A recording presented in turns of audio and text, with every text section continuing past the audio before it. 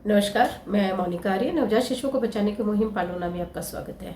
आज बहुत दिनों बाद मैं आपसे यहाँ मिलने के लिए आई हूँ। तबीयत थोड़ी ख़राब थी, इसी वजह से मैं उन घटनाओं की जानकारी आप तक नहीं लेकर आ पा रही थी जो हर दिन हो रही हैं देश में।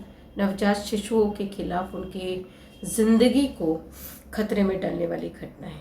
लेकिन आज जो मैं घटना लेकर आ रही हूँ आपके पास, जिसके बारे में मैं आपको बताने वाली हूँ, ये बड़ी ही हैरान कर देने वाली खबर है। घटना जो हुई है वो सुखद है, क्योंकि जिस बच्चे से ये जुड़ी हुई है वो बच्चा स्वस्थ है, सुरक्षित है और अभी अस्पताल में इलाजरत है।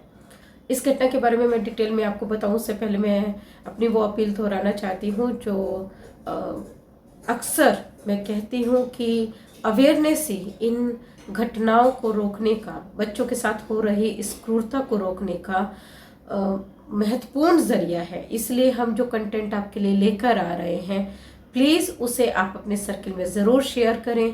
खासकर सेफ सरेंडर पॉलिसी के बारे में लोगों को ज़रूर बताएं और उन्हें ये भी बताएं कि बच्चों को वो जो छोड़ देते हैं असुरक्षित हालात में, असुरक्षित अवस्था में, अनसेफ कंडीशंस में, अनसेफ प्लेसेस पर, वो बिल्कुल भी ना करें ऐसा, क्योंकि ये एक बहुत ही गंभीर अपराध है कानून की नज़र में भी और मानवता के तकाजे पर भी। इंफॉर्मेशन शेयर हुई है गाजियाबाद से। एक वरिष्ठ पत्रकार ने हमसे ये सूचना साझा की है और वो चाहते हैं एक्चुअली कि उनका नाम सामने ना लाया जाए, लेकिन मैं ये ज़रूर बताना चाहूँगी कि जो भी हमसे ये इन्फॉर्मेशन शेयर कर रहे हैं वो बहुत ही आदरणीय है, मेरे गुरु हैं वो, और इस अभियान को चलाने में उनका बहुत सपोर्ट मिलता है। घटना कहीं पर भी हो देश में, अगर उनकी जानकारी में आती है तो वो उसको ज़रूर शेयर करते हैं हमसे। जो लोग भी ये वीडियो देख रहे हैं, मैं आपसे भी अपील करना चाहूँगी कि अगर आपके आसपास ऐसी कोई घटना घटती है या आपको पता चलता है कि कहीं किसी बच्चे को छोड़ा गया है, कहीं किसी नवजात शिशु की डेड बॉडी मिली है, किसी नवजात बच्चे को कहीं से चुराया गया है या बेचा गया है, तो प्लीज़ आप उसको ज़रूर हमसे शेयर करें। ये हो सकता है कि आपसे पहले किसी ने वो घटना हमसे शेयर की हो, लेकिन ये भी हो सकता है कि आप पहले हों जिनके ज़रिए हमें उस घटना के बारे में जानने का मौका मिले। इसलिए आप ज़रूर शेयर करें। और अब मैं आपको इस घटना के बारे में बता दूं, ये जो घटना है ये बदायूं जिले में घटी है। बदायूं जिले में शुक्रवार को एक महिला, वो अपने गांव से कुछ दूरी पर उनका खेत पड़ता है, वहां जा रही थी। सुबह का समय था और उनके खेत में एक कुआं है, कुआं सूखा है। उसमें अक्सर बच्चे ईंट पत्थर वगैरह ये सब डालते हैं, और वो महिला उस कुएं के पास से जा रही थी तो उन्हें एक बच्चे के रोने की आवाज़ सुनाई थी। आवाज़ ऐसी थी जैसे कि कोई बहुत ही छोटा बच्चा रो रहा हो। उन्हें आवाज़ कुएं में से आती हुई नजर आई तो उन्होंने कुएं में झांक के देखा और वो ये देखकर हैरान रह गई कि उस कुएं में एक बहुत ही नन्हा सा बच्चा वो मौजूद है। कुएं की जो गहराई है करीब 20 फीट है। तुरंत उन्होंने जो बाकी गांव वाले हैं उनको इन्फॉर्म किया, उनको बताया, और देखते ही देखते वहां ग्रामीणों की भीड़ लग गई। उसके बाद उस कुएं के अंदर एक सीढ़ी डाली गई और उस सीढ़ी के सहारे कुछ साहसी युवक, कुछ साहसी लोग वो उस कुएं के अंदर उतरे। साहसी इसलिए कि ये बताया गया है मीडिया रिपोर्ट्स में कि वो जो कुआं था उसमें सांपों ने अपना डेरा जमा लिया था, उसमें बहुत सारे सांप रहते थे। और जो लोग वहां कुएं में उतरे उन्होंने खुद अपनी आंखों से देखा भी कि सांप जो है, एक सांप वो बच्चे के शरीर से लिपटा हुआ था। केवल लिपटा ही नहीं हुआ था, रिपोर्ट में तो यहाँ तक कहा गया है कि सांप ने उस बच्चे की गर्भनाल को अपने मुंह में लपेटा था। मतलब एक सिरा तो बच्चे से जुड़ा हुआ होगा गर्भनाल का, और जो दूसरा सिरा था इस गर्भनाल का वो सांप ने अपने मुंह में ले रखा था। ये थोड़ा सा हैरत में डालने वाला है, और यही मैंने आपको कहा कि बहुत हैरत अंगेज घटना है कि सांप ने उस बच्चे को किसी भी तरह का कोई नुकसान नहीं पहुंचाया, बल्कि उसके गर्भनाल को वो अपने मुंह में दबाकर बैठा रहा। इसके बाद ग्रामीणों ने उस नाभि को वहीं काटा और बच्चे को लेकर वो ऊपर आ गए। ऊपर लाने के बाद बच्चे को उसी गांव के सामुदायिक स्वास्थ्य केंद्र में ले जाया गया, आसफपुर सामुदायिक स्वास्थ्य केंद्र में। वहाँ के डॉक्टर ईशान चौधरी जी जो है, उनका भी बयान मीडिया में आया है और उन्होंने कहा है कि बच्चा पूरी तरह से स्वस्थ है और इसके अलावा उसको जो भी मेडिकली रिक्वायरमेंट है वो उसकी पूरी की जा रही है। उसको क्लीन किया गया, क्योंकि बच्चा तो क्लीन भी नहीं था, उसको जन्म देने के तुरंत बाद ही लगता है वहाँ छोड़ दिया गया था। और एक और बात है जिसके बारे में मैं आपको बाद में बताऊंगी। इसके बारे में मुझे पता चला जब मैंने वहाँ की CWC यानी कि चाइल्ड वेलफेयर कमेटी और चाइल्ड लाइन से संपर्क किया। पहले मैं इस घटना की थोड़ा सा और डिटेल्स दे देती हूँ आपको। तो वहाँ सामुदायिक स्वास्थ्य केंद्र में लाया गया और ये जो घटना है ना, असल में ये घटी है फैजगंज बेहटा थाना क्षेत्र में एक गांव पड़ता है बसौमी गांव। बसौमी गांव की घटना है और वो जो महिला है जिनको बहुत धन्यवाद कहना चाहिए कि वो अगर उस समय में उस कुएं के पास से नहीं गुजरती, उस बच्चे की आवाज़ नहीं सुनती और वहाँ से बच्चे को निकालने के लिए गाँव वालों को आवाज़ नहीं लगाती, तो न जाने उस बच्चे के साथ क्या होता। ये महिला का नाम है सोमवती जी। हम उनका आभार व्यक्त करते हैं पालोना की तरफ से भी और पूरी समाज की तरफ से भी कि उन्होंने एक बहुत ही अच्छा काम किया है कि बच्चे को वहाँ से बचाने के लिए उन्होंने इनिशिएटिव लिया, लोगों को बुलाया और उसके बाद बच्चे को मेडिकल केयर मिल पाई।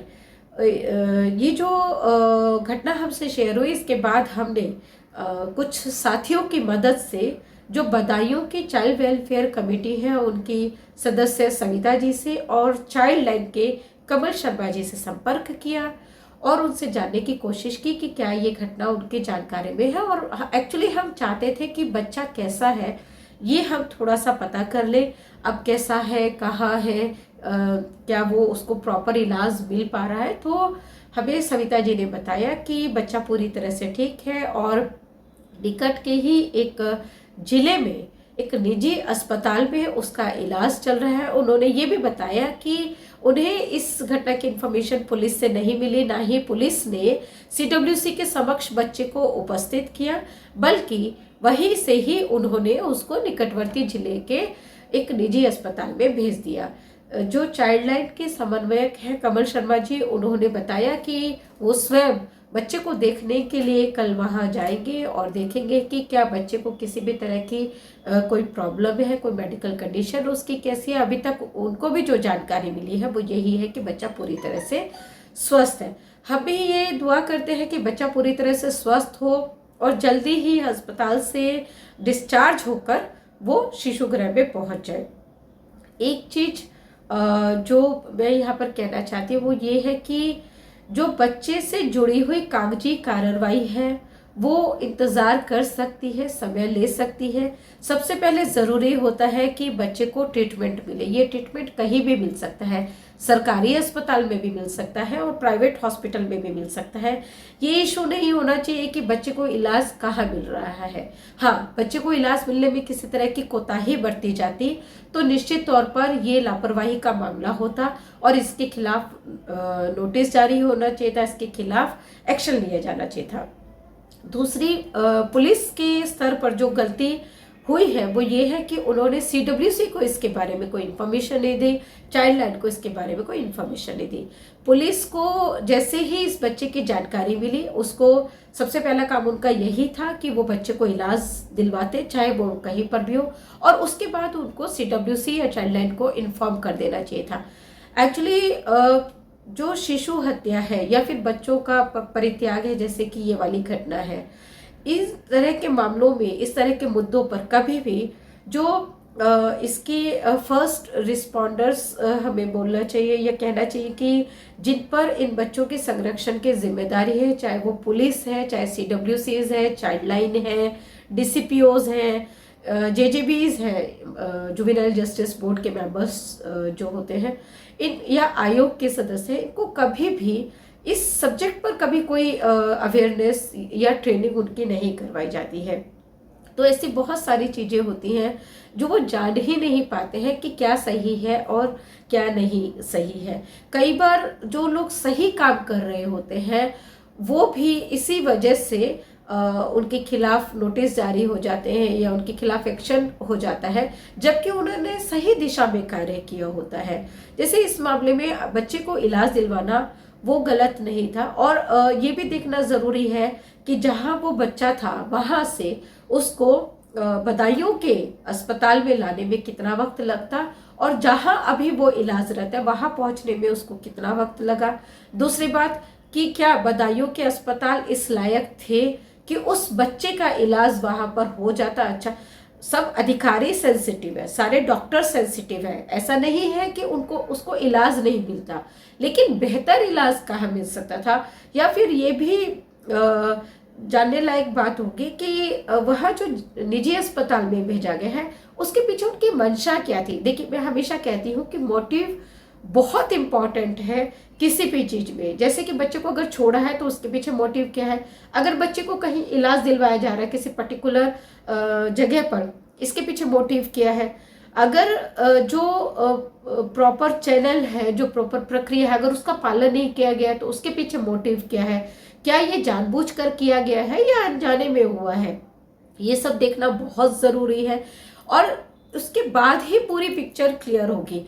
तो मैं तो वहाँ की सीडब्ल्यूसी से भी अपील करूंगी, बदायूं की सीडब्ल्यूसी से, कि अगर उन्हें लगता है जांच के दौरान कि पुलिस ने जो काम किया वो बच्चे की बेहतरी के लिए था, और अगर वो ऐसा कदम नहीं उठाते तो शायद इससे बच्चे की जिंदगी पर किसी तरह का कोई खतरा हो सकता था। अगर उन्होंने इसमें जानबूझकर कोई लापरवाही नहीं की है, उन्होंने जानबूझकर प्रक्रिया का उल्लंघन नहीं किया है, तो शायद उनके खिलाफ एक्शन नहीं लिया जाना चाहिए। इससे होगा ये कि भविष्य में जो दूसरे अधिकारी इनिशिएटिव लेना चाहेंगे बच्चे के हित में, वो उसको लेने से बचेंगे, वो फिर प्रक्रिया का पालन करने में लग जाएंगे, और बच्चों की जो जिंदगी है, खासकर ऐसे बच्चों की जो असुरक्षित हालातों में मिलते हैं, इनके लिए एक एक पल बहुत कीमती होता है। मुझे 8 साल हो गए हैं इस सब्जेक्ट पर काम करते हुए, और लगातार इस पर बात करने के बाद अब जाकर झारखंड में ये स्थिति हुई है पिछले 2-3 सालों से कि कोई बच्चा कहीं मिलता है तो सबसे पहले सुनिश्चित किया जाता है कि उसको ट्रीटमेंट मिले। डॉक्यूमेंटेशन का काम है, प्रक्रिया का पालन करना है, ये वेट कर सकते हैं, इंतजार कर सकते हैं, बच्चे की जिंदगी इंतजार नहीं कर सकते। इसलिए इसका ध्यान उन सभी को रखना चाहिए जिन पर बच्चों के संरक्षण की जिम्मेदारी है, उनको न्याय दिलाने की जिम्मेदारी है। इसी बात के साथ मैं इजाजत लेती हूँ। नमस्कार।